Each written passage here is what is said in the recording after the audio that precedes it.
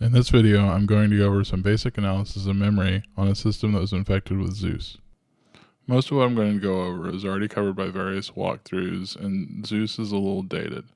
But I wanted to make this video for those of you who learn better by watching as opposed to reading a walkthrough.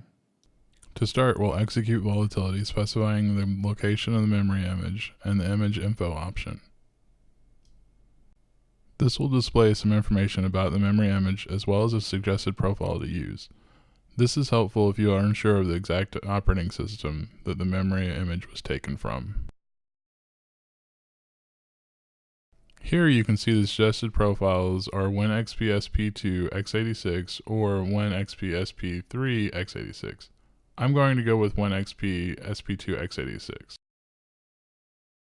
Additionally, image info gives you the KDBG or kernel debugger address. Setting this address can help improve the general speed of your commands, as Volatility won't have to search for them each time. We'll start our analysis with the PSScan option. This option displays running processes on the system.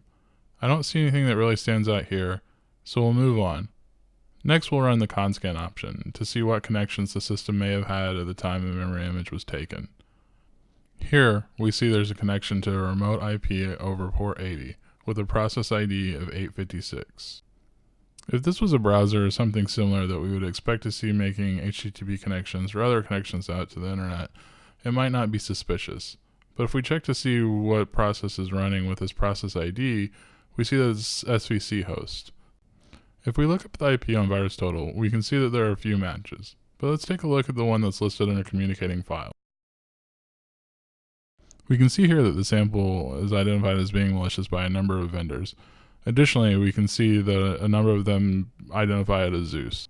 Under relations, we can verify that the IP is seen as being associated with this sample. It's starting to look pretty certain that this system was indeed infected with Zeus. But we'll continue our analysis just to be sure and to see if there are any other indicators that we can pull out.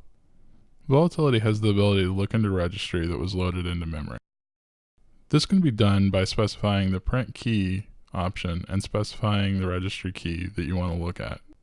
I'll use this to look for some commonly used keys for persistence. First, we'll look at the run key.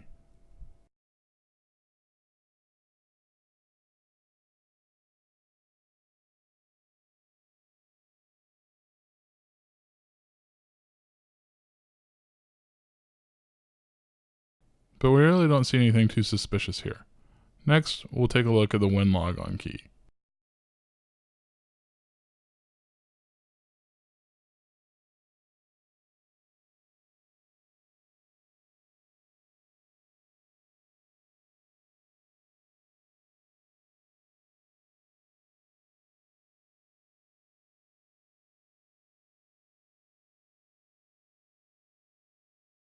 Here in user init, you can see a reference to sdra64.exe.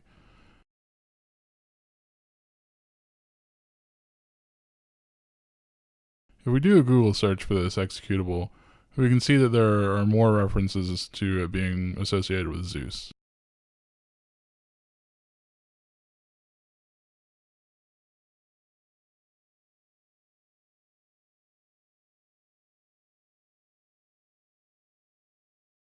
Next, we'll run malfind.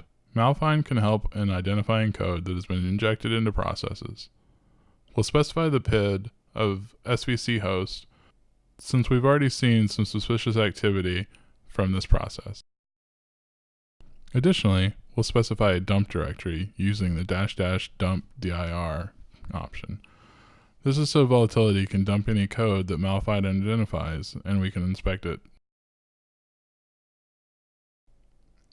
Here we see MZ, which is a file header of a portable executable at the address of 0xb70000.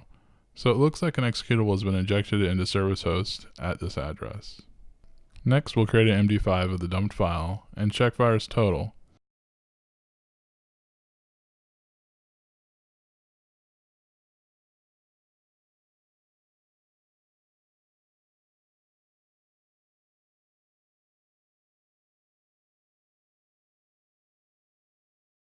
As you can see here, it's been scanned previously and detected by a number of AV, and most of them identify it as being associated with Zeus. Next, I'll run mute and scan, which scans memory for mutexes, or mutual exclusion objects. These can be used to control access to resources and are often used by malware. Here we can see the Virid 2109 mutex, which is a well-known mutex used by Zeus. Finally, I'll run the user assist option.